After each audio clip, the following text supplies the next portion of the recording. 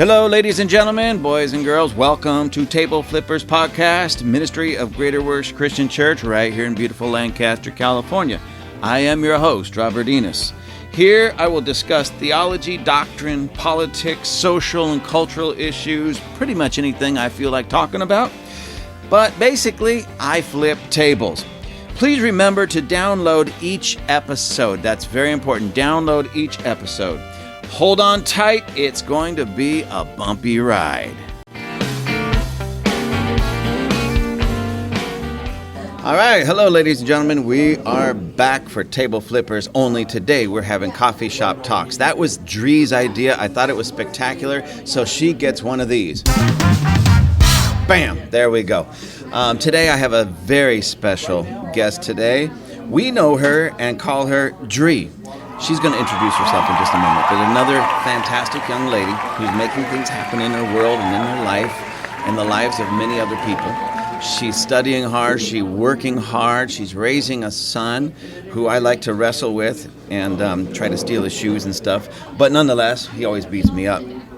Phenomenal young lady. And you're going to hear the wisdom of this young lady, because what we have today in our world, unfortunately, is so many people are confused, especially young people, about what they should be doing, what they shouldn't be doing, what it takes to really get the job done and make the world work for them. But Dree has a great head on her shoulders. Oh, and by the way, guys, she's single. How old are you, Dree? How old are you? I'm 28. 28, single mom with a great little boy, and well, yeah, there you go. I just want to add that I did not consent to that message. Oh, well. There we go, yeah. But Dree, tell us a little bit about yourself. All right, well, most people know me as Dree, but my full name is Cedrina. I am a local real estate agent, and I'm going to school. I'm in grad school right now. I'm going for my doctorate in chiropractic. That's a whole nother story, but yeah, that's a little bit about me, what I'm doing right now, and I'm raising, as you said, a son. It's a little difficult, but we get through it, especially when you're raising a little mini-me. But hey, we're here, we're good, I'm alive. Wait, you called him mini-me? Yeah. Is that why he's so ornery? Yeah. And that's why he's always picking on me? Yeah, it's a mini-me. He always just runs up and socks me right in the gut? Yeah, he's the best parts of me. Yeah, the best parts of you. Okay, I'll remember that. So you heard it right here, ladies and gentlemen. She's 28 years old, young lady, single mom, going to school to become a chiropractor, rack 'em and crack 'em. Okay, no, she's going to be a lot better than that. But chiropractor and other specialties in the medical industry. And she's brilliant, and she's making it happen. And there's one thing that I do want to point out, just to make a point. Okay, so what's your family, your ancestry, your background? Where are you all from? So my grandparents are actually from Mexico, both of them. They straight came from Mexico. My parents are first generation here in America. Okay, so the reason I just wanted to point that out, ladies and gentlemen, because we have this other problem and issue in our present world, here in America especially, is many people, if you have a Latina last name, or if your skin is a little bit darker, you fit into this strange category in many people's minds of almost being a victim. Do you ever feel like a victim, especially because of your background? I love that you brought that up because I don't identify with the background that I'm in. Honestly, I think what I identify with is where I am in my current state. If you look at the world in such a way that everyone's against you, that's what you're going to portray. But I don't see the world that way. That's not the way I was raised. I was raised to work hard. All my life, I've seen my dad work 2 jobs and provide for his family without a complaint. And that's what was replicated to me, and that's what was passed down. Yeah, and I do know your dad. Ladies and gentlemen, I know her father, and he is an extremely hard worker and really good at what he does. And the reason I wanted to point that out is because, unfortunately, we have this victim mentality with many people, and it's just destroying them. Yeah. Because when you feel like a victim, you act like a victim, and victims don't get the job done. Yeah. They need somebody else to get the job done for them on their behalf. and then they usually are whining and complaining, and that is definitely not true. That's definitely not the Herrera household. They're very hardworking, and it's not just because their family originally came from Mexico, ladies and gentlemen. It has nothing to do with this. It's not an issue of race. It's what people portray themselves or see themselves, how they see themselves. And the people that are hardworking and just pull themselves up by the bootstraps and make things happen, that's exactly what they do. They make things happen for themselves and for everyone else around them. And Dree's doing that. Yeah, and I like how you mentioned like the family background, but I also want to add to like my own spin on it, because I can easily play the victim card, especially with my current circumstance of being a single mother. I feel like that victimization of being a single parent has really made people crippled. And I don't think that that's the way that life should be looked at. I think that my current circumstance makes things a little more difficult than the average person, but I don't think that it slows me down any more than what the next person can do. I think that I use that as my motivation versus using it as a crutch. Oh, very good. Yeah. Yeah, no, that's a great point, that you use what other people can look at. I can't do this because I'm a single parent. I can't do that because of my historical background. But you use it as a motivation to overcome those situations and provide for your son, provide for yourself, provide for your family, and really make something of yourself. I like that. That anything that other people might see as an adversity, you use as a motivation to overcome and to do even greater things. So let me ask you this. So when you do have some type of victory, let's say a degree, or it doesn't even have to be a degree, just something that you've been able to accomplish through all these trials, does the victory seem a little bit more sweeter because you can look at all the things you've had to come through? Oh, for sure. I think that I have a little harder time celebrating the small victories or even the bigger victories because I'm type A personality. It's just how I am. But looking back on my life and where I've come from, I was working retail till I got my real estate license at 25. So I was working retail till about 25 as a single parent. I kind of thrived through that area. I worked in different areas of management of that, and you get kind of bored, and on to the next realm, right? You take what you learn there and you bring it into the next realm, and you never stay content. So although I have a hard time celebrating those victories, I can look back now, even like the small victory of getting my real estate license, and say, hey, like, you did that. You did what most people couldn't do. That test is really hard. Yeah. And I can look back and say, hey, like, you're not working at that retail store anymore. You're not working there anymore. You moved from that little stepping stool to the next stepping stone. And now I can say, hey, I learned the business avenue. So that way when I graduate school, I can say, hey, now I've learned the business realm of what it is to build a business. And now I can build my chiropractic business and, see where that takes me and look for the next challenge in life versus looking for the next thing to cripple me, so to speak. Well, yeah, because you tapped into something really interesting, because we have so many, and it's not just young people, but a lot of young people. They have the energy, they have the drive, they have their whole life ahead of them, and they're flipping burgers demanding what they call a living wage. Mm-hmm. So they can go out and buy a house, buy 2 cars, raise a family, flipping burgers. But what you just described is, instead of looking for some what they call a living wage at a entry-level job, you went out, made yourself more marketable, got a better job, and now you're working on even getting a better job, increasing yourself instead of just staying back at your very first job with retail. Mm-hmm. and demanding that you get paid, instead of whatever you were making. I demand $60,000, $70,000 a year so I can afford to raise a family and buy a house. And it's like, you're working retail. Mm-hmm. It's not even a reality. Flipping burgers is not a reality in that. So what message, or what do you think about those people? Say they could be anywhere from, say, 18 to, 28. Mm-hmm. I'll put it right up to your age, that are still working a entry-level job and demanding that they get paid more so they can buy a house or go raise a family or whatever. What's the message you have to them? I think what I would say to them is dream bigger. That life has more to offer than just what's in front of you.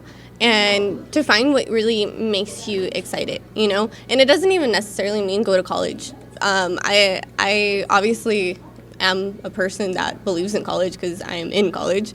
I have my bachelor's degree in biology. So I'm not opposed to the system, but it's not meant for everyone. I don't believe that college is meant for, absolutely everyone in the world. I think it's a great tool, but I don't think it's necessary to get yourself in $100,000 debt. Right. So even if it's not going to college, but, build yourself some other way. Go to a trade school. Find something you really like. Real estate school was next to nothing to get into, You obviously have to have the drive and actually enjoy it, You don't just get your license and make money. But find what you really enjoy and run with it. Dream bigger than what's in front of you. I think that a lot of things that hold people back is their self-doubt, and they see themselves in a way that's not worth fighting for, and I think that they need to learn how to take a risk on themselves. I totally agree. And by the way, I think I hear people cheering. Yes, I wanted you to use that. It's so fun. Okay, people, calm down out there. Calm down. We're trying to do a podcast here. Oh, and by the way, ladies and gentlemen, if you hear background noise, people talking, things happening, we are back in the coffee shop. So there's going to be a little bit of noise. But, come on in. Have a great cup of coffee. Butler's Coffee, greatest coffee on the planet. But I do appreciate you saying that, especially as a young person. I say it. Okay, now, we live in a strange world. Oh, yeah. If I said exactly what you just said, often, not always, because certain groups of people will actually get it, but a large majority of people will write me off because, one, of my age, right? Oh, you got this idea of special privilege because of whatever. Okay, so my age, you've been around longer, you started out younger, you started out when you could actually buy a house for X amount of dollars and everything like that. And it's all relevant, ladies and gentlemen. My first house that we bought was $74,000 out here in Little Rock, and it was off the HUD list. Okay, $74,000. But I was bringing home about $1,600 a month. Who could buy, a house on $1,600? Well, nobody can anymore, right? And I understand that. So now wages have gone up. I know people are saying wages haven't gone up. Yes, they have. Big time. Yes. No, my first job, I made $4.35 an hour. That was my first job. Well, my first job, I made $8 an hour. There. Yeah. So between the time I started and the time you started, it went up around $4. Okay, so it's now at what, $16 an hour? Yeah, it's $15, $16. Yeah. It's crazy, for an entry level job. And I was happy to have that $4 an hour. Yeah. But I also knew, not even for a split second did I say, I'm going to stay here and make this a career. Not even once did I think that. I just knew this is getting me some pocket money as I continue school, and I'm going to have a much better job, this time next year. And then when I got that job, I'll have a much better job, and I'll have a much better job. I went through so many jobs until I finally got to that one. Now I'm happy. Now I'm where I'm at. Yeah. And I think that young people nowadays see jobs as just like a security net. And instead of looking at it as a stepping stone and seeing what they can kind of gather from it to bring into the next, scene of their life, the next story of their life, the next chapter, everyone has something to offer. I still use things that I worked at Marie Callender's when I was I think 17, 18. And I was just talking to a friend because he was like, wow, you have a very firm handshake. And I was like, yeah, I actually learned that a handshake tells a lot about a person when I was working at Marie Callender's. I was and I laughed about it because that was so long ago, and I was putting whipped cream on pies. That's what my job was, But I had a valuable conversation with someone that I was able to take with me to even now this part of my life. And it still impacts me, And I think it's just young people are so, they're not humbled enough. And they don't look at life in a way that everyone has something to offer, or there's something more to a person or a scenario in life. They don't look at life the right way. I agree, because like I said, hearing it from you is and people like you. That's why I love having younger people on my podcast because it's hard to throw stones at them. Me, I'm the old white guy. Oh, I got white privilege. Oh, I got privilege because of my age. Oh, I got privilege because of this. And I'm still waiting for that privilege to kick in because I've had to work for everything I've got. Well, you know what's funny is that people always talk about white privilege, but hey, what about all the demographics that jobs have to go through to make sure that they hire enough, of whatever race there is, they want to make sure that they get enough minorities in or enough females in, and they want to talk about how, equality, but I mean, I'm sorry, doesn't that make it harder for you as a white male, To be honest with you, the truth is yes. We do our best not to complain about it because we just figure if one door shuts, we're going to go kick open the next door. Exactly, and I think that's the way it should be. Right. Yeah. And it has, and yes, I have been turned down for certain things because of the color of my skin. Mm-hmm. When I was 20, I was still 20 years old, about to be 21, I went for LAPD. Okay. And I passed everything, and when I got up to the oral interview, they told me straight up, you did excellent on everything, but you're not getting the job because you're white. You're a white male. I mean, they told me straight up, you're a white male. Wow. We're looking for women and minorities. Wow. And of course, well, that just kicked me out. So I try to tell them I identified as a black woman, but that was before any of that was hip. So it might work now. It might actually work now. It might work now, but it didn't work back then. Okay, wait, that deserves a. And, no. Yeah. There we go. Okay. So I'm seeing these trends. It seems to me, and I'm just going to use this word. And I know you're trying to be nice, but let's just cut down to the nitty gritty of it. Let's get a little Nacho Libre, the nitty gritty. I call it, and maybe not, it's not 100% just this, but I call it just flat lazy. Oh, for sure. Yeah. Young people, and it's just anybody. This isn't just a young person problem. I deal with it mostly with young people because I hate to see people destroying or messing up their life at such a young age. Mm-hmm. Because it's not impossible, but if you mess up in the beginning, it's like you have to start over. You'll be like 40 trying to take care of something that you should have done at 20. Mm-hmm. So that's why, but it's a laziness, and they couch this laziness in other things. Right. They call it equity or justice, or they blame it's the privilege of the older people or the white privilege or the whatever. Right. And when it all comes down to is, no, dude, you're just lazy. Yeah, no, totally. And I think that the biggest problem of my generation is the way that society's kind of swaying towards. I see a lot of it kind of being praised on Instagram. You see those Instagram famous people, and you hear, you ask little kids nowadays, like, what do you want to be? I want to be a YouTuber. Like, that's not a job. Is it fun? Yeah, I think it's more of a hobby than anything. Like, I mean, more power to you if you made a whole career out of this, but it's not something sustainable. Like, let's look at the bigger picture. You know what I mean? So I think that things like social media has made people a lot more lazy. They want it all, but they don't want to work for it, right? Because why, when you can get it for free?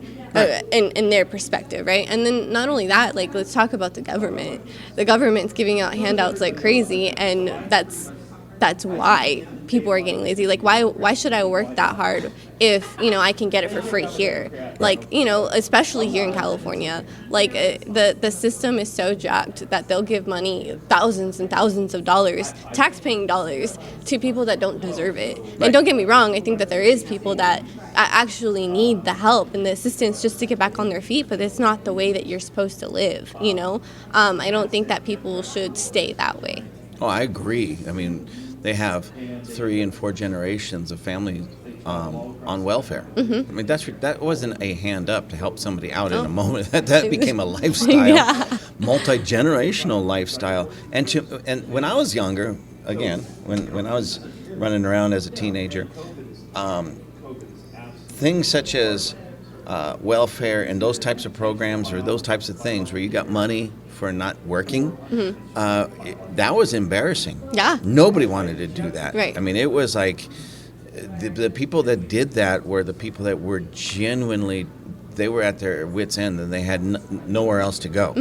You know, and I believe that's what the system should have been kept at. Yeah. For people that really hit what, you know, the bottom of the barrel, so to speak, and they just had nowhere else to go, and they really genuinely needed a hand up, not a hand out. Now it's turned into a lifestyle with many people, and we have generations of people now that just completely lazy. I mean, and it blows my mind because it's, you know, like the Bible says, the man that doesn't work, don't even let him eat. Yeah. And I always tell people, you know, I found out the hard way, but hunger is a great motivator. Oh, for sure. You know, and what do? We don't just feed people. We give them house. Oh, for sure. Clothing, a check. Their car. Their car, EBT, even phones. We got the, Obamacare, famous right? Obama phones, and then Obamacare. You know, so to a person that already has it in their head, you know, that lazy streak, what would make them even want to get up and make something? Oh, for sure. It's like giving a child, you know, endless possibilities. Like, why would they clean their room if you're going to keep doing it for them? Right. You know, like, why should they work and, you know, earn chore money if you're just going to buy them all the toys that they want, right? Why do anything if someone's just going to take care of you regardless? Yeah. And I think that's the mentality that's been, like, pushed on to my generation, which makes it very, very difficult for the rest of us to thrive because, I mean, they're mooching. Let's just be real. Yeah. Yeah, and that money comes from somewhere. Yeah. And then they're going to take it from the people that are actually out there working hard and give it to the people that refuse to work. Right. That have endless excuses as why they can't go out and get a job. I've run into that, you know, like I said, back when I was younger, it wasn't so much people just, you know, it was the guy who, I got a bad back, you know. Yeah. I got a bad back, I can't work, let me just collect a check. It was always the back problem. And I always wondered, why was it always the back problem? Oh, because it's hard to detect. It's hard to prove otherwise. Yeah. You know, you'd say, I got a broken leg. Well, you can you could check that out, you know, but the bad back, and that was so famous. Yeah. And I even know people today that are my age that haven't worked a real job in 20, 30 years, still with because it's my back. Yeah. It's like, no, you're lazy. Yeah. I also know another guy that literally is paralyzed from the chest down. He has movement of his arms, but not his legs. So from about chest down, completely paralyzed. And he's in a wheelchair. And from that place, from being in a wheelchair, completely paralyzed from the chest down, he's been able to, I think he was in like insurance and other things, but make a ton of money, be very successful from a wheelchair. Which just shows you that you don't have to be limited. You limit yourself. Yeah, you know? Exactly. And I don't know. I feel like it's more than just being lazy. I think it's more of an internal issue of people not only feeling like, okay, like, why work when someone can hand out something to me, right? I think it's more of like an issue of people's own perception of themselves.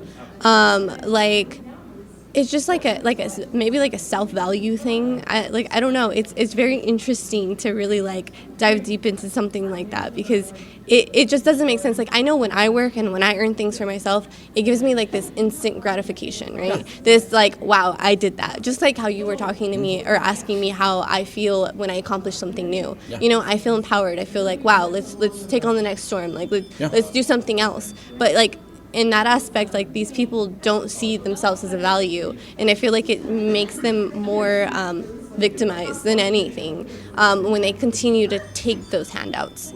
Right, and I totally agree with that. It is much a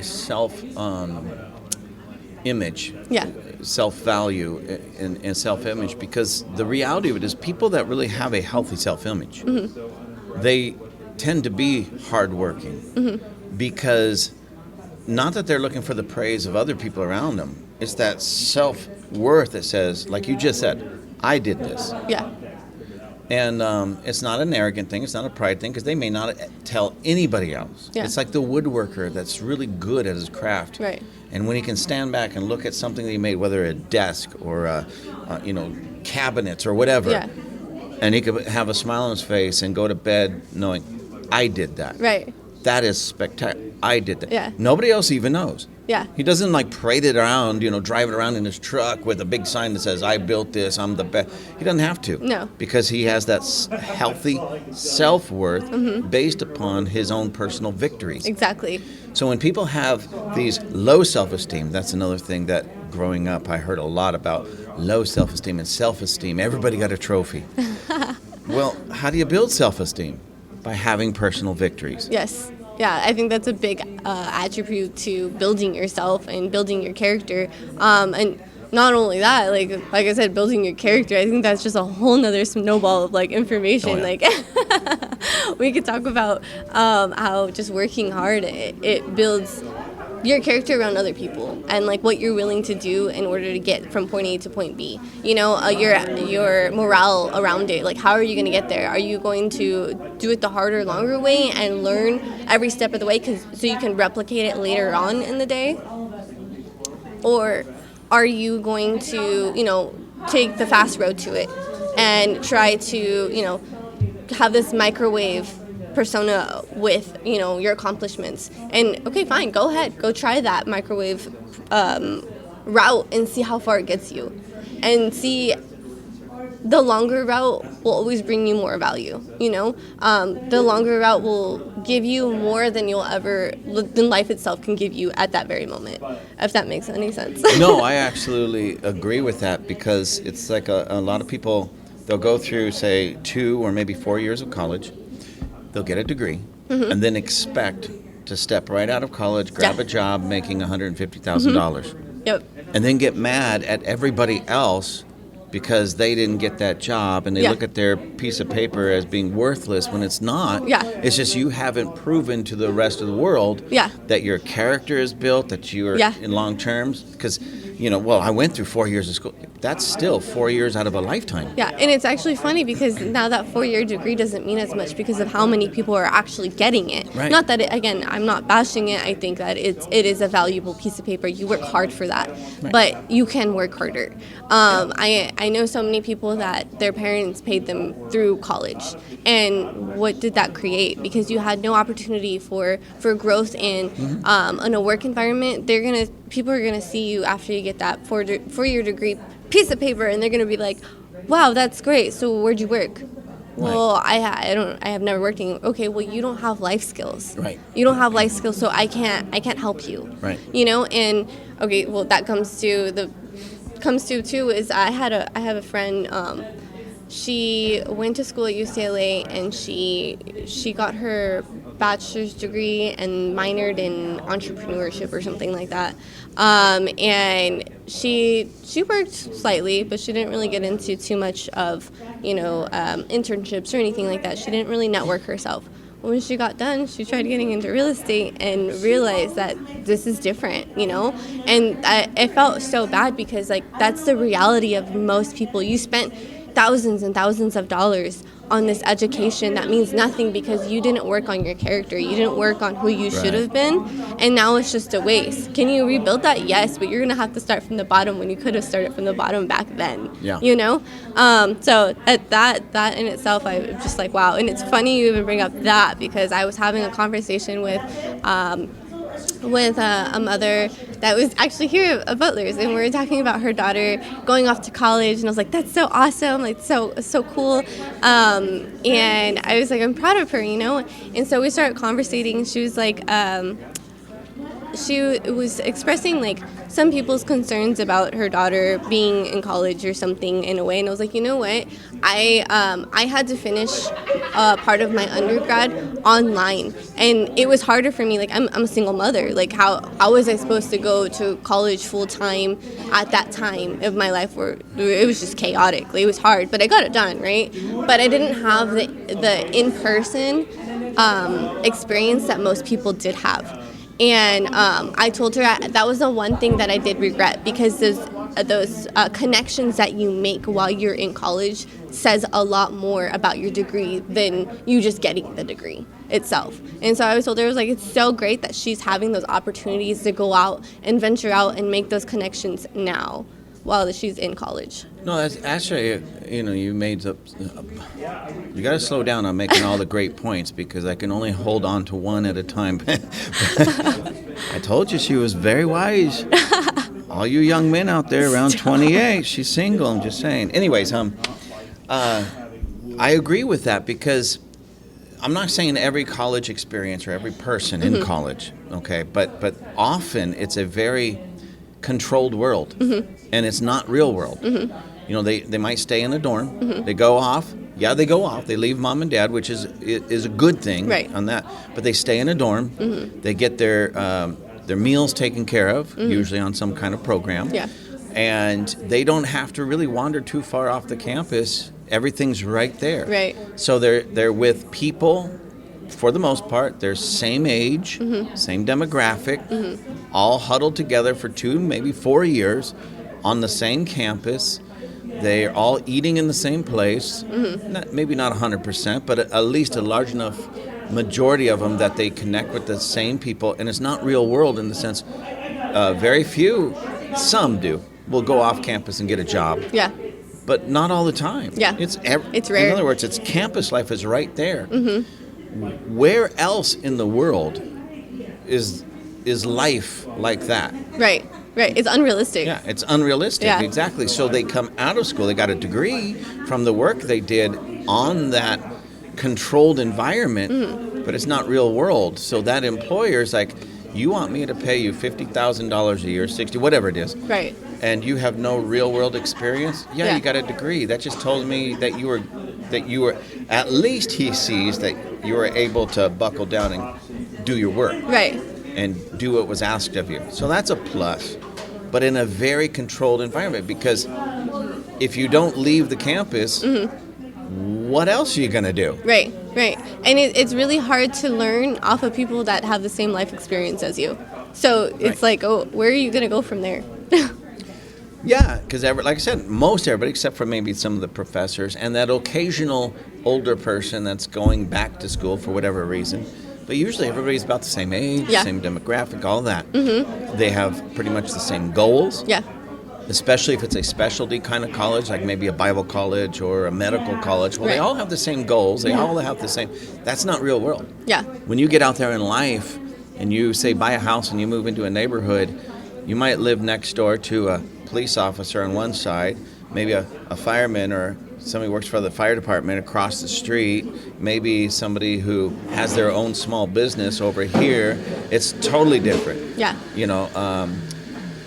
And even different, this is funny because it used to be in the day that there was the wealthy part of town, there was the middle class part of town, there was poor part of town. And if you were in one of those, that's because that's what you were. Yeah. Nowadays, you can go and buy a house on the street, and across the street could be a multimillionaire. Right. Somebody next to you could be Section 8 and very poor. Yeah. And it's like, it's so not true. like that anymore. No.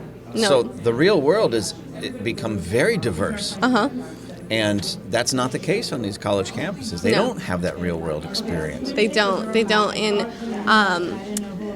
there was something I was going to say. Let me just let the coffee shop talk come into my brain really Let quick. the Hold caffeine on. fumes come and wake you up.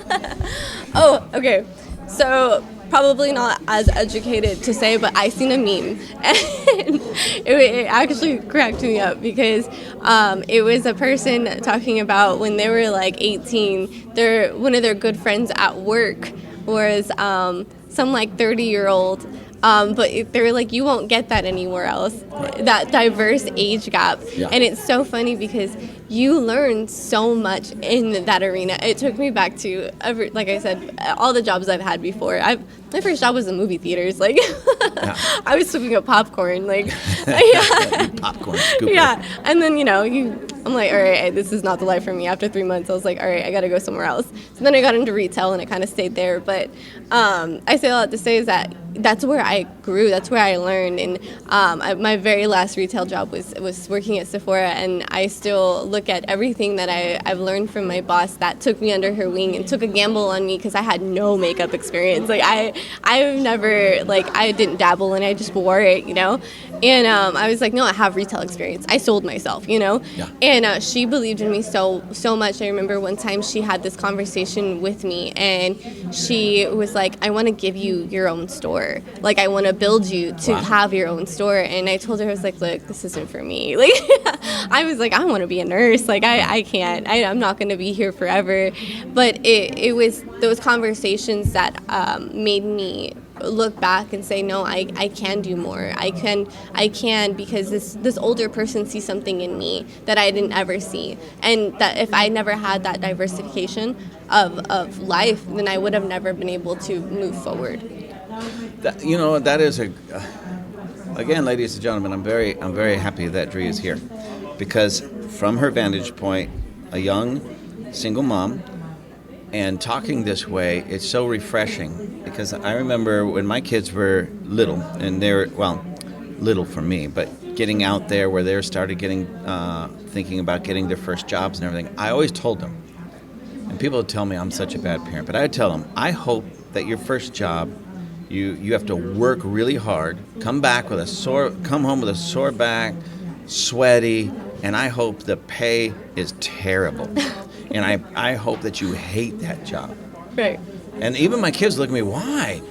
You're my dad. You should want the best for me. I said, that is the best for you at this stage of life, because you'll learn to hate that job so you won't settle. Yes. You will work your way out of that job to get a better job. Yes. Where you're not so sore, where the pay is better. You will make yourself more, I'd say this to young people all the time, make yourself more marketable. Mm-hmm. Learn some skills. Don't flip burgers forever. Don't go over there and take your first job like scooping popcorn. Yeah. I'm not saying that's a bad job necessarily, but it's a bad job for your career. Yeah. It's a great job to start because it's not a great job, right, in that regard. So in one hand, it's a great job because it motivates you to get out of there for a better job.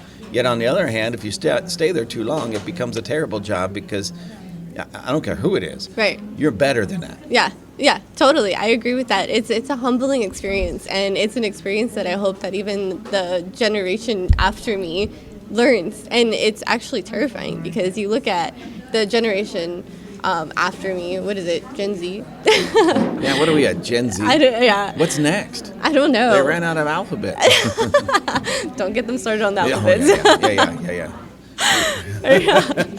The whole alphabet group. Yeah, don't get them started on that. Yeah. No, but it's scary because they don't know how to work. They don't know how to conversate with people. They don't know how to have a dialogue. They're on their phones all the time. They're learning things off YouTube, Instagram, whatever else. They're with TikTok. Don't get me started on TikTok. It's crazy to see that people aren't. The generation after us is just. It's scary. It's scary because they don't think they're going to... You can say it here. You're in a safe place. Say it. It's scary because I don't think that they're going to be able to develop the same skills as we did. And I don't think that my generation was able to develop the same skills as your generation did. And you're starting to see, the gaps. And, yes, I mean, we have some kind of advantage because we have technology. But, okay... But you don't have people skills. People in my generation can't even have relationships. Right.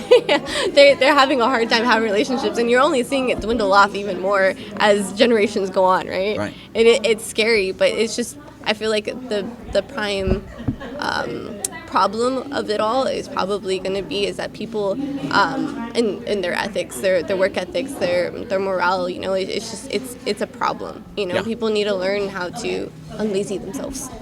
No, I totally agree. I remember my dad was one of those do-it-yourself kind of guys on everything. If he could do it, he wouldn't hire anybody to do anything. Yeah. He would figure it out. my Whether it be dad, too. working on the car, building something at the house, and so I got a lot of that from my dad. Mm-hmm. But then, my generation even was still hands-on in a lot of ways, but not not nearly as much as my dad's generation. Yeah. And then I just saw it progressively get, in that regard, worse. Like you said, there's some things that are great. We've got a lot of great technology that's really making life a lot easier in a lot of ways. But in my opinion, sometimes too easy. Yeah.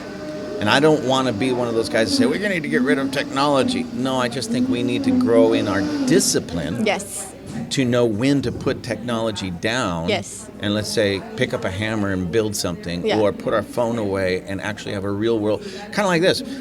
We're doing this podcast, but it's in a real world conversation. Yeah. Yeah. You know, and we both could do that because we're in that place where it's my job. I have to converse with people. Yeah. And it's your job, especially in real estate, you have to converse with people. But those are skills that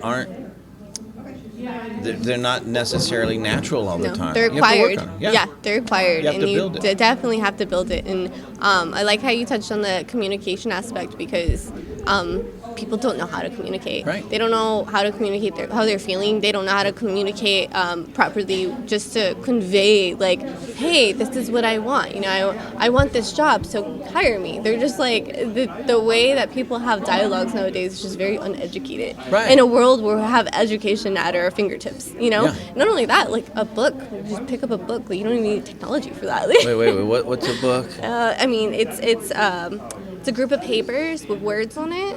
Oh, And yeah. Somebody told me about those ones. Just kidding, ladies and gentlemen. I'm actually reading like 3 or 4 books right now, trying to get through them for different reasons. I read a lot of books, but you're right. I don't know too many people. I don't even know how these books, like Barnes and Nobles, places like that, even stay in business. Right. Because you hardly see anybody in them. Yeah. And if you do see people in them, it's usually younger people that are in college, just there to borrow the book, take the notes, and then walk out without buying it. Yeah. You know, it's like, so I don't really know how they stay in business. But you're right. Read a book. Even such things as, and I'll be honest, I'm making a podcast. I do the podcast. Right. And so many people say, I'm educating myself through podcasts, which I know you can. Yeah. But there's something about, because let's face it, most people are going to listen to this maybe driving somewhere. Right. And they might agree or disagree or throw something, or I agree, say it again, I disagree, what's wrong with you? Okay, that's great. But there's still no real world communication in there. No. You know, and that's why I think reading books, because it engages parts of your brain that even listening to a podcast, I mean, it's a good second, but but pick up a book, learn something, read something. I always tell people this. Okay, check this out. My generation, right? My generation, all right? Oh, God bless them.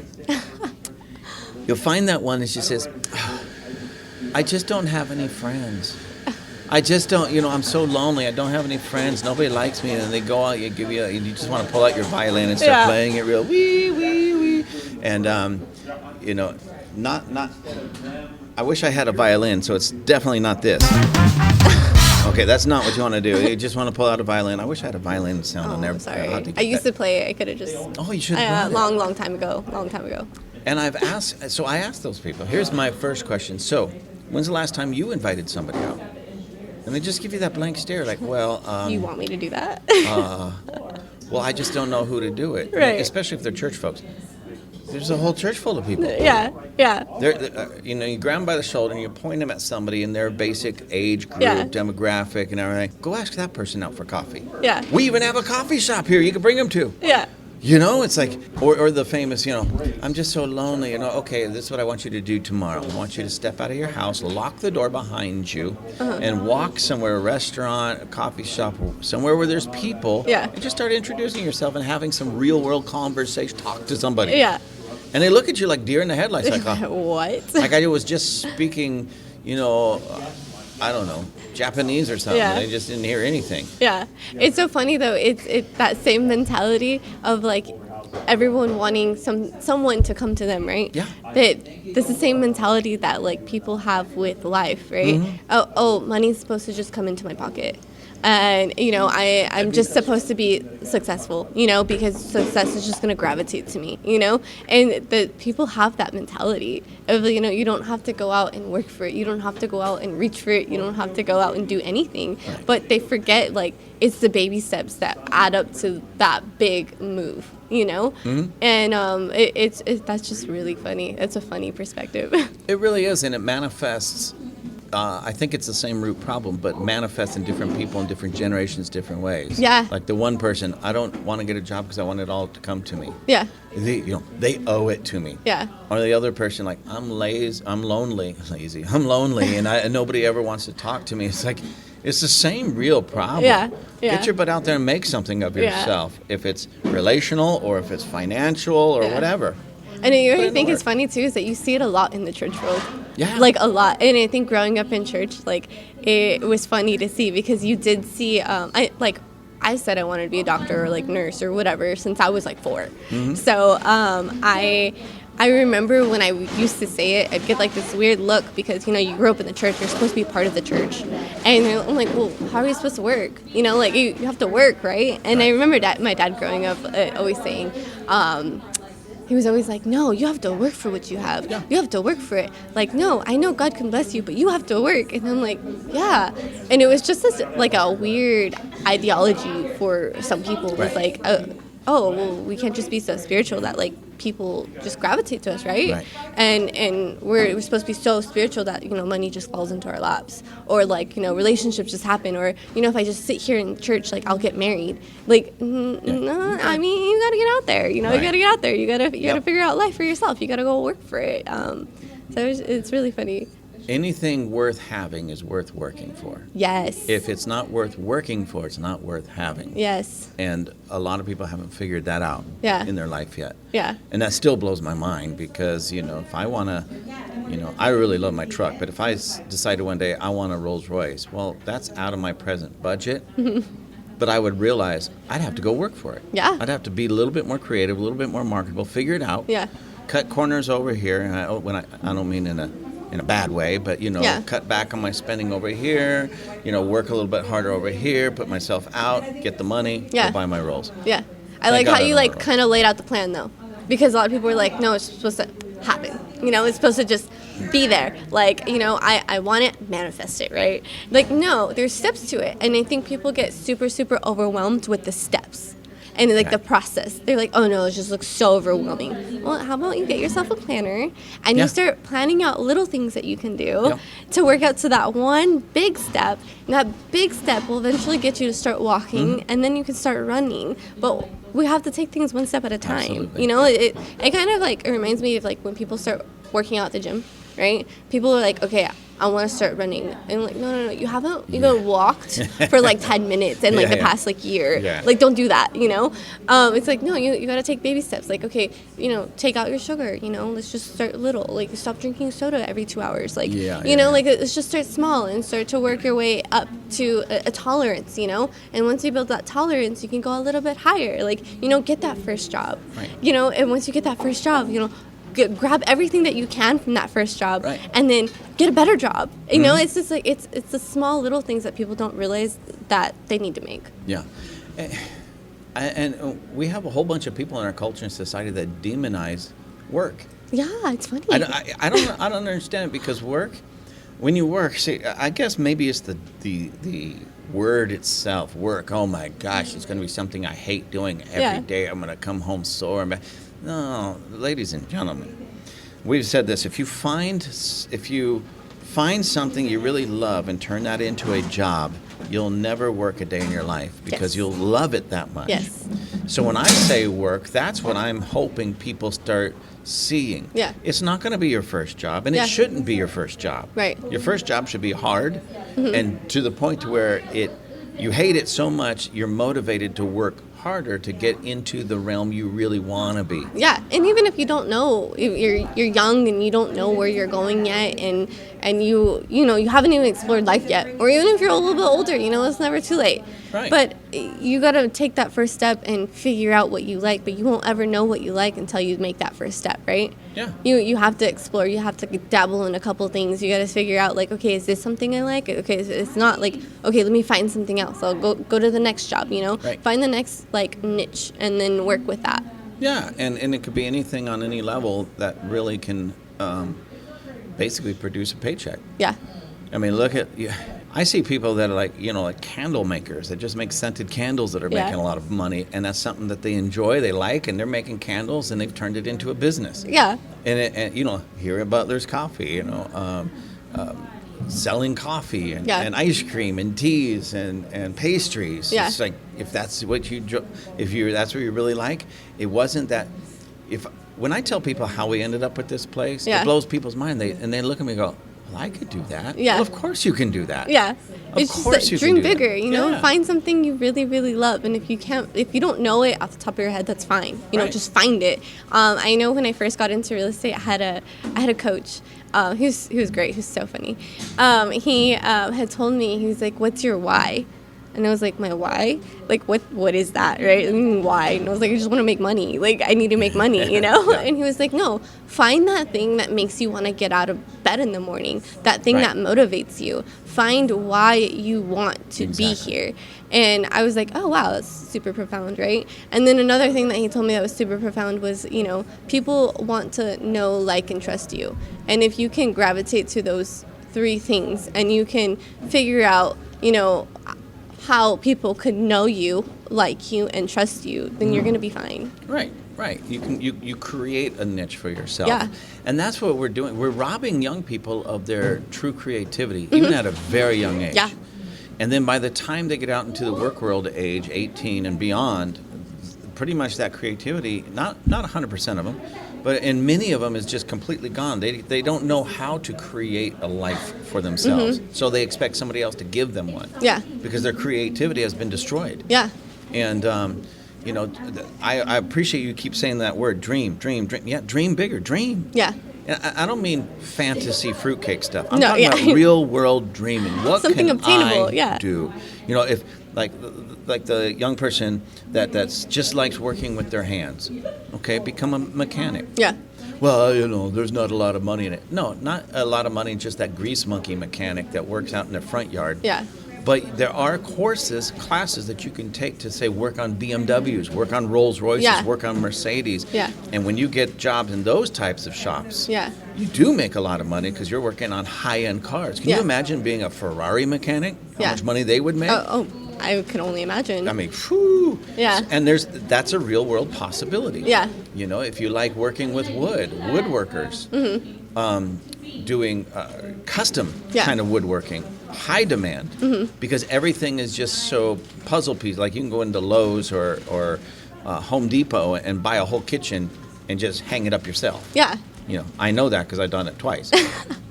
But how I would love to be able to be that woodwork. I just didn't have the skills. Yeah. And make all my custom cabinets. Yeah. And in certain areas such as Malibu. Yeah. And Hollywood, West Hollywood, where else? We're talking about down below are the more ritzy places, Yeah. Bel Air, Yeah. Beverly Hills. Those people make bank Yeah. because they're going into like these multi-million-dollar mansions, and they say, and they're hired, I want you to do this, and this, and this. Okay, that's going to cost you like Yeah.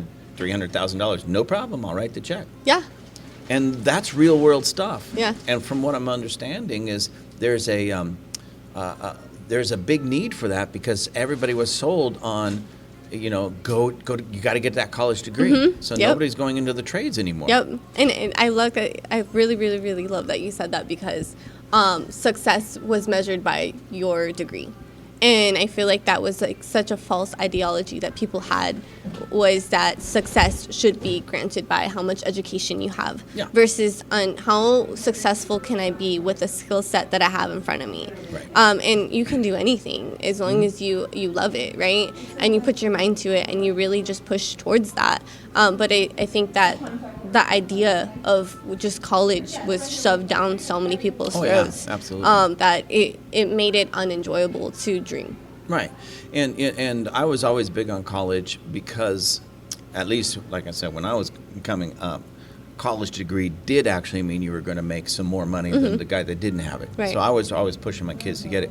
And then when things really shifted, where they pushed it so much that they so many people were getting these degrees that, like, when you go out and apply for a job, you got 50 other degrees behind you applying for the same job, and it's like,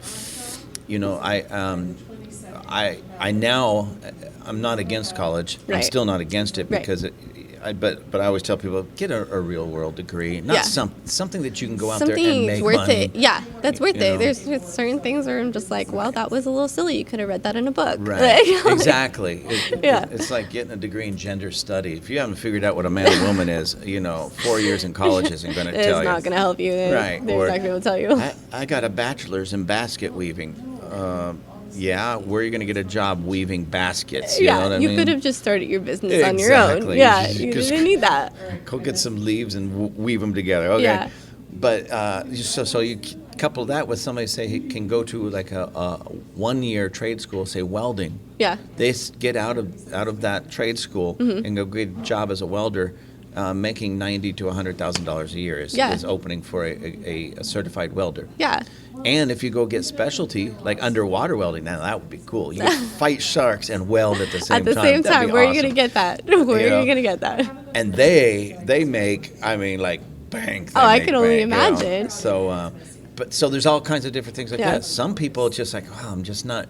I don't like all that, just sitting in a classroom kind of thing, but I wouldn't mind being a heating and air conditioning guy. Yeah. There's trade schools for that. Yeah. And that is really needed because most of the guys that you call and you come out, the owner has the license and all the technical training, but none of his employees do. Yeah.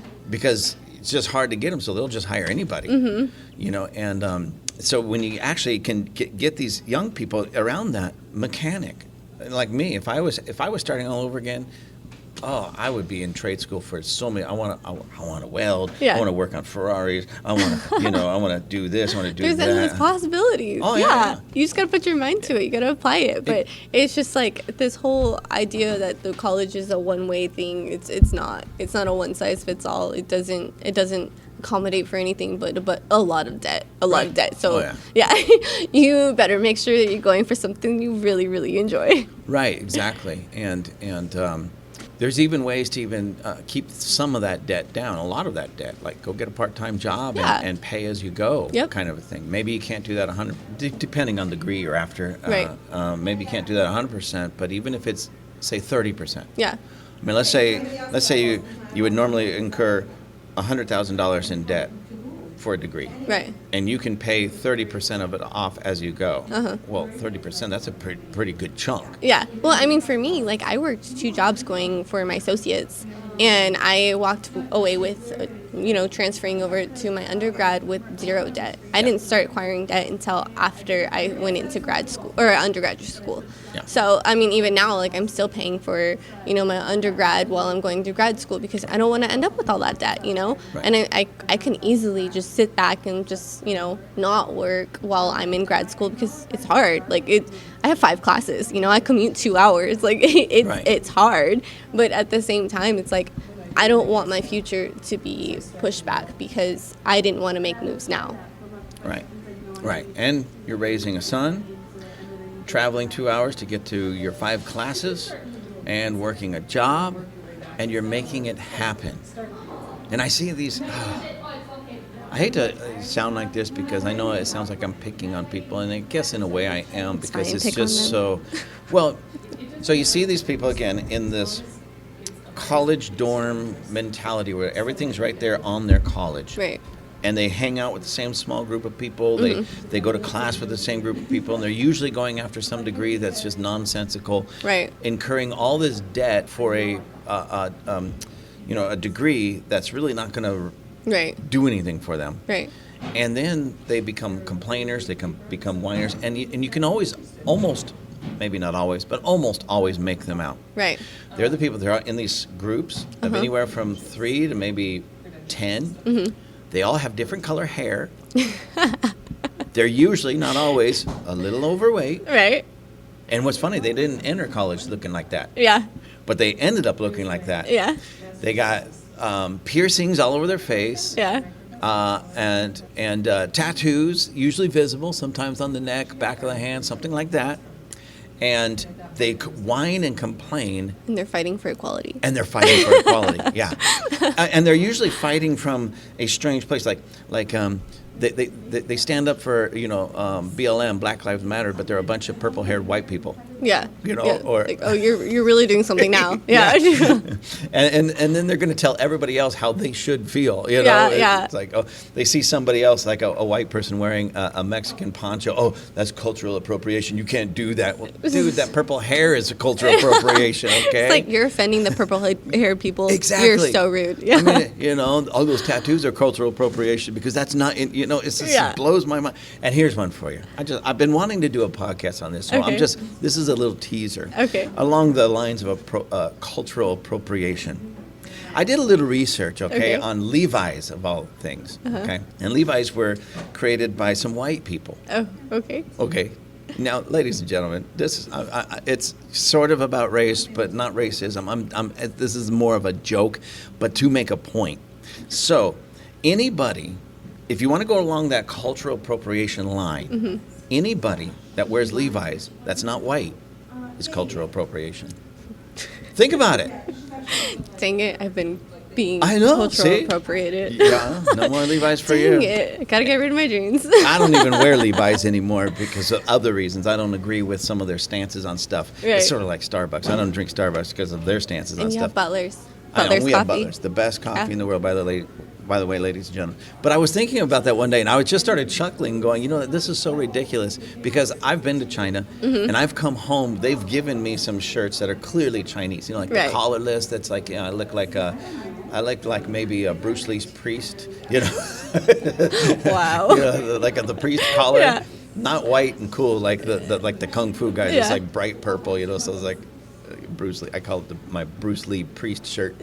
Clearly an Asian kind of a Right, thing, Chinese right. thing. And they've given it to me. Yeah. And when they see pictures of me or they see me wearing them or I wore them there, they were just like, that looks so good of you. Thank you so much. That's so great. Blah, blah, blah, blah. Yeah. They weren't bothered with They're me not offended. culturally. Yeah, they're not offended. Like they're like, wow, someone's embracing my culture. Like someone actually cares about what we're doing, Right. And it's so funny because I guarantee you a majority of those people are not even embracing their own culture. Right. So it's like, why are you sitting here getting offended over people that are embracing someone else's culture? It's not a hit. It's someone that just is genuinely involved with it and Right. they like it. It's just like, why would a white man move to Africa? Well, maybe he just really likes it. Yeah.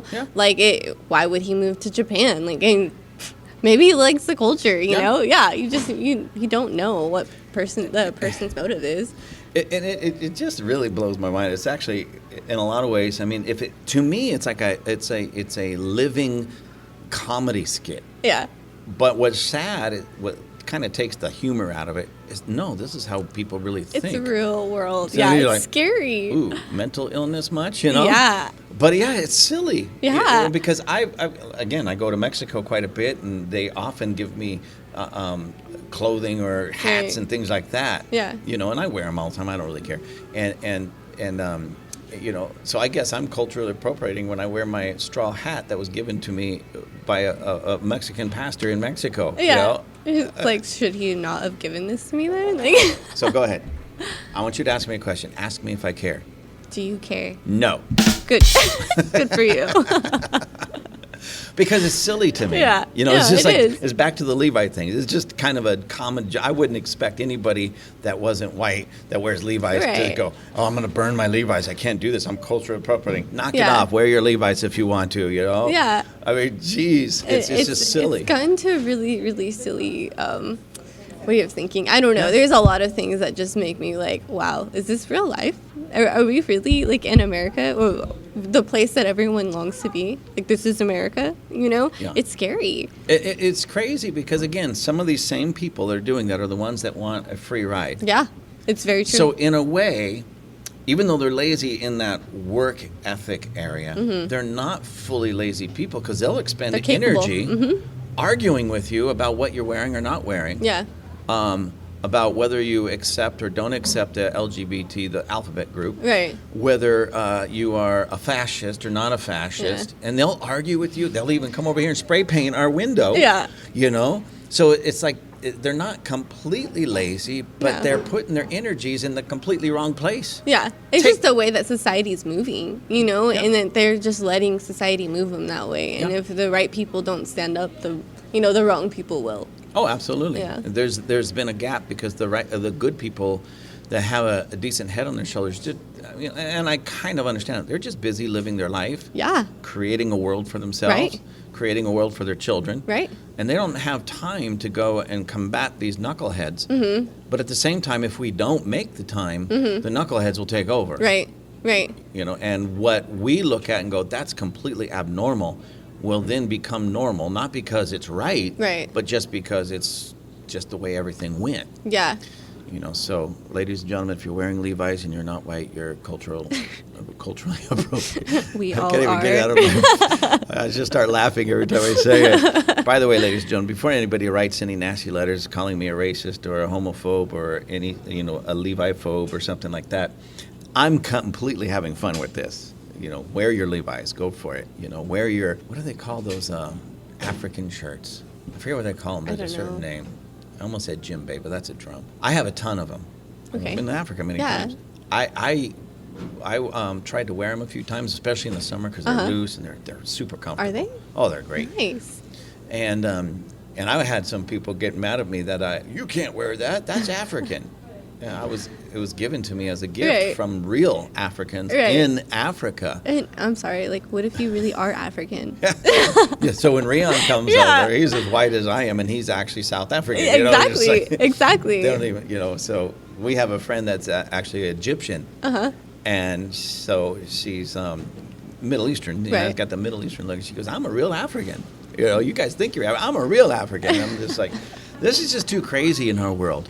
It is. I mean, everybody's like getting all so, what's the word they use now? Butthurt. I don't know where that came from, but nonetheless, I mean, it's true. over silly little things. Yeah. If I wear It's just like society of sissies. That's what it is. Yeah, I don't yeah. know what happened. It's just Yeah. like some of these young men have given up certain parts of their body Oh, and become yes. very childish, Yes. girlish, Yes. girly, and what used to be clearly feminine isn't anymore. Right. What clearly used to be masculine Isn't. anymore. And it really makes it harder for us women looking for, someone. It's so funny. I was just having this conversation with a classmate. It was like just so funny because you don't see enough alpha males out there. I'm not saying you got to be a jerk. I'm Right. saying you just got to be a man. Right. Like get your hands dirty. Don't be afraid. Stand up for what you believe in. Right. Lead. Work hard. It's Yeah. just really basic things, but you don't see that very often. At least not here in California. But I mean, we are in LA County, so it might be a little a little scarce here, but you don't see it very often at all. And I was talking to an old coworker. I ran into her. She works in the makeup industry still, and she was like, "So are you dating?" And I was like, no, I'm not." Like, and she was like, she started laughing. She was like, "Well, you have a lot going on." I was like, "Yeah, it's hard, and a lot of men don't really want to do anything. They're a little lazy." And she's like, "Well, you have a lot going on. Your energy is very, very hard to match." She was like, "I mean, you're a single mom," and she just kind of named like a lot of different attributes that I am, and it was really funny. And it was a little enlightening because I was like, "You're not wrong." Like, it's hard for me to settle for someone that's not doing as much as I am. Right. Yeah. And you shouldn't have to. Right. But that's the sad reality of it is young men out there. Now, I'm speaking to all of you from, say, 18, and I'll even bump it up to about 30, because I am seeing such a, whether you realize it or not, the culture around us is trying to emasculate you. And what I mean by that is they're trying to convince you that everything that makes a man truly masculine, a man, they're trying to demonize and convince you that those things are wrong. And toxic. Toxic. Oh, that's one of my favorite, toxic masculinity. And if you haven't heard my podcast episodes on toxic masculinity, please go through them, find them, listen to them. I think you'll enjoy them because I'm right. Anyways, That's all the world needs to know is he's right. Just listen to me. I'm right. Anyways, so everything, like hard work, they want you. Listen, there's people in our culture, in our world, that don't want you working hard. They don't want you making something of yourself. They don't want you taking on things and really producing something. Even down to the point they don't even want you to know how to change a tire. And I know that may sound strange, but if they can get you to not do the things that are traditionally masculine, then they can control you. You are easier to control when you're less of a man. Yes. That's why they want you with the purple hair. That's why they want you with the little softer body. That's why they want you to they want you to complain when you don't feel like you're being taken care of by other people, the government, whoever, that your job is not paying you enough money, and they don't want you to work hard and go get another job because they want you weak, they want you dumbed down, and they want you in that place where you always need somebody else to take care of you because they will happily step in and be your mommy in that area where you rely on them for everything. That's when we as men become easy to control. And you use that term alpha male. I don't use that too often, only for one reason. Mm-hmm. Although I totally agree with what you said. Right. People, when they hear alpha male, they automatically, that's toxic masculinity. Yeah. It doesn't mean. This is true. I saw It's this a little trigger. clip. I saw a little clip of a young man. Well, young male. Couldn't call him a man. Young male. Oh, right. Super, I'll just soft. Sissy-ish, Right. I'll just say that. Going on about how men are supposed to be subservient. They're not supposed to be out. They're not supposed to be out there making Right. something. They're not supposed to be. They're supposed to be subservient. And I'm just like, you little waste of a human being. Right. It was embarrassing and Yeah. sick. Yeah. Because everything masculine in me just wanted to like reach through that screen, grab him, and slap him around a little bit. Right. And say, put on some boxing gloves. I'm going to man you up right Yeah. now, you know. When I meet people like that, I just want to throw a gun in their hand and say, we're going to the range. We're going to blow something up. Yeah, And let's we're going to just keep toughen you up a shooting little until you bit. man up. You Yeah, know? yeah. What happened to like the men in our society, like you see like from the 1950s or whatever, where they just kind of buckle down and do what they have to do, you know? Yeah. They just gear up for war, let's do this. You know, you don't see that very often. Right. Like if America had a draft, imagine. Oh, my gosh. Oh my God, we would probably be laughed at. We would. If we really had a major war where they had to enact the draft again, Right. it's embarrassing. It is. Honestly, it's embarrassing. It is. Can you imagine some guy running out there where he painted his helmet instead of camouflage or drab green? You know, he painted it pink and rainbow color. Running Rainbow out there. army print. Yeah. And his wrists flopping around like, oh my gosh, this would be, ladies, it's embarrassing what we see. And I'm just going to speak to you young people right now, especially young people. It's not just young people, but you young people. Those of you who lean that way a little bit, I'm just going to be honest with you. You're get ready to be offended. Okay, just get ready to be offended. I know we're not supposed to offend one another, but I'm going to offend all of you.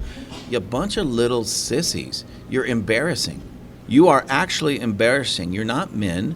You're not, I mean, even some of you ladies, you're not women, you know. Right. When I have to do a double take because I can't tell what I'm looking at, there's a huge problem. You're embarrassing. Right. You're an embarrassment Right. to the United States. You're an embarrassment, or you should be an embarrassment to you. If you're not an embarrassment to your parents, I'm embarrassed for your parents. Right. Because there's something wrong with them. And you're an embarrassment because, again, when it really came right down to it, if you had to defend yourself or defend your family or defend Right. your loved ones from an attack, whether it be going to war or just some thug in the streets, well, what are you going to do? Slap them? Right. Stop that. You can't be so mean. Oh, I'm sorry. What you're going to do is you're going to pull out your phone and try to film them Right. so that you can shame them later. Right. You know? Or better yet, they might call the women that call themselves feminists Oh, and yeah, have yeah. them defend them. That's a good idea. Yeah, we could do that because, equality. Yeah, equality. Go Equality. call a woman. Yes. Go call a woman that's stronger than you. That shouldn't be too hard with some of you. Yeah. You could call your little sister, maybe your grandma, come on. But it's embarrassing. Yeah. And I really don't point that out to really try to hurt anybody, but if their feelings get Yeah. hurt, well, so be it. I mean, Yeah. somebody needs the courage to just, and it's not even courage, just somebody needs the half a brain to look at them and just say, you guys are embarrassing. Yeah. You Yeah. know? And ladies and gentlemen, it may seem like we've covered a lot of different things, but we've really been on one subject the whole time. It's basically this: where is this generation going? And it's not going the way it should. No, definitely not. You know, people say, well, we need to break away from cultural norms and traditional norms for something better. This is not better. It's scary. It is scary. Yeah. America used to be feared. I think we're laughed at now. Oh, we are laughed at. We are laughed at. I mean, Yeah. like I said, I have friends literally all over the world, Yeah. Africa, Asia, Mexico. I get people contacting me all the time. What's going on in America? I mean, this is serious. What's going on in Yeah. America? When are you guys going to get this stuff together? I'm like, I'm trying. Yeah. I got podcasts going. I talk to people. We have PFC. I'm trying. You know, I'm Yeah. doing my best. Now here I am crying like a little baby. Yeah. You know, and they're asking, what is going on? Yeah. And we're over here like, I don't know. It's like you can only save people one step at a time. You Yeah. know, just like the small little changes that Yeah. you can make. It's insane, especially driving through LA. And Oh you know, my gosh. LA used to be like, oh my God, you're going to Hollywood. You remember? Yeah. Like, Oh, yeah. You got the golden ticket, right? I'm Yeah. like, you do not want to take that golden ticket. No. Like, No, don't do it. You know. I know my son was like, hey, Mom, what's Hollywood, right? I was like, oh, it's LA. He's like, wow, that looks cool, right? Like on TV. And I'm like, okay, let me show you what it really looks like. Yeah. And he was like, oh my gosh. Yeah. We had people come in from, well, I had a friend come in from Africa. I had some friends come in from China. Yeah. And of course, they all want to go down to Hollywood Yeah. to check it out. And I'm like, Do you really? you know, and I try to explain it to them. I'm not trying to pop their bubble, but then, Yeah. you know, they go and they say, It's popped. yeah, Yeah. they're disgusted by Yeah. it. What in the world's going on? Yeah. Yeah. You know, it was like Peelan and I went to New York one time. Uh-huh. And, you know, of course, you see all the lights. Yeah. You see Times Square and everything. But New York is interesting if you don't look ground level. You literally have to look about 10 to 12 feet and up and Right. higher just to see the lights, because everything at ground level is dirty, disgusting. You know, there's a lot of graffiti and Yeah. violence and just garbage and Yeah. everything. So if you can look up just at the light, oh, this is really cool. Look at all the lights. Yeah. And you can hear the noise, the hustle and bustle. Then you drop your eyes at ground level and Yeah. you're like, this is disgusting. Let's get out of here. Yeah. LA is much the same way. Oh, for sure. And where are all those tax dollars going? Oh, yeah. I mean, it doesn't look like it's going there. Especially, like, as much as we're taxed, like, it's just insane. Like, I had bought a shirt online, and I got my online receipt, and I looked at the different taxes, the Oh, yeah. breakdown of taxes. It's like, there's 5 different levels of taxes I Oh, got yeah. on this. Yeah. I was like, are you serious? Like, I laughed at it because it's like, you look around here and you don't see any Right. of that. Like, oh, where did it go? Right. You know, because it's definitely not going to helping us becoming a better environment, a better society or anything. Nope. So why are we doing this? Well, isn't it interesting that the people that are taxing us saying they need money for, say, whatever it is, the homeless is Right. usually they're the biggest The pawn homeless, right now. yeah, Oh, the homeless. yeah. We need more tax money to help the homeless, and then they're not getting helped. No. But it's strange that these politicians, that you can see what their salary is, Yeah. and then if they're in there for 4 years, let's say they make, and this isn't the exact numbers, ladies and gentlemen, but let's say $100,000 a year, Uh-huh. taxpayer money. They don't come out with like a nice little savings from that. Right. They come out multimillionaires. Yep.